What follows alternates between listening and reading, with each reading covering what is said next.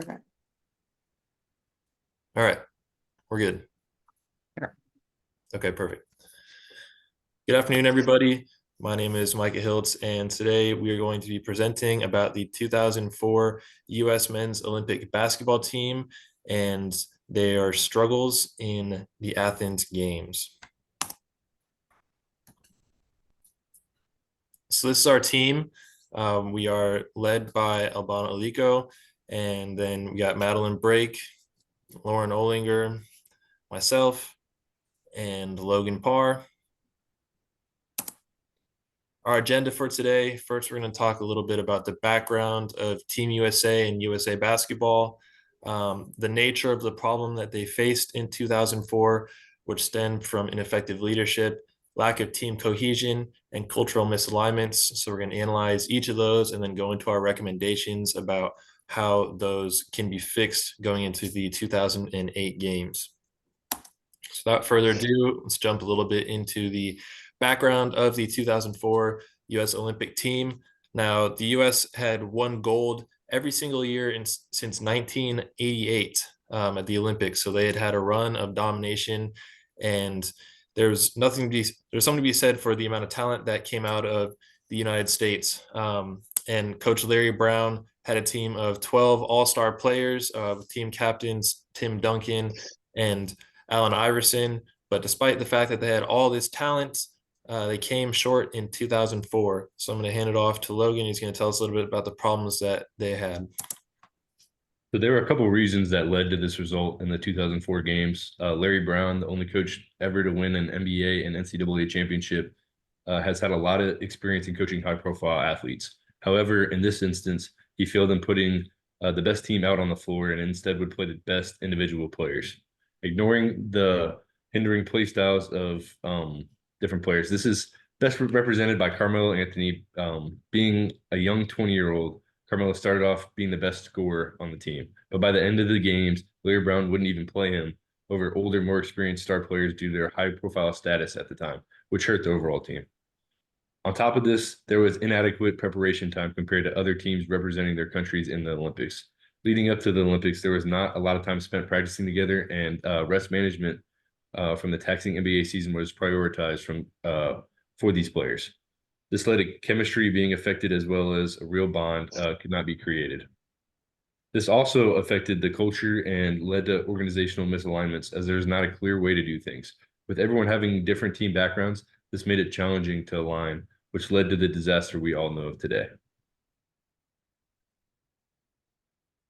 I will be talking about the ineffective leadership from the head coach, Larry Brown, and the solutions that we came up with. So the framework that we used to go about this was Kouzes and Posner's 5 practices of exemplary leadership. From there, one of our solutions was for Larry Brown to utilize the strengths of all the team members. The 2004 team was known for having a younger and inexperienced team compared to teams that came before them. So him just being able to understand their strengths and utilize that against their competitors will also allow more trust within the team for the older players to trust the younger players to use their strengths to help them reach their goals. Next is to assess leadership through team feedback. We think this is really important just for Larry Brown to understand how he's doing as a coach and what different strategies he could use to help win. And he was really set in his way to push through and see what would figure out. And this would encourage collaboration among team members to just really give that feedback to him what they need. One of the was challenging the process was one of the feedbacks that Larry Brown could use to help the team reach their goals. He could experiment with different game strategies and really try and encourage the collaboration. He also can use communication workshops, focus on conflict resolution and effective dialogue among team members. This is really important for players to feel that they can go to their head coach and tell them what they need to help him become an effective leader.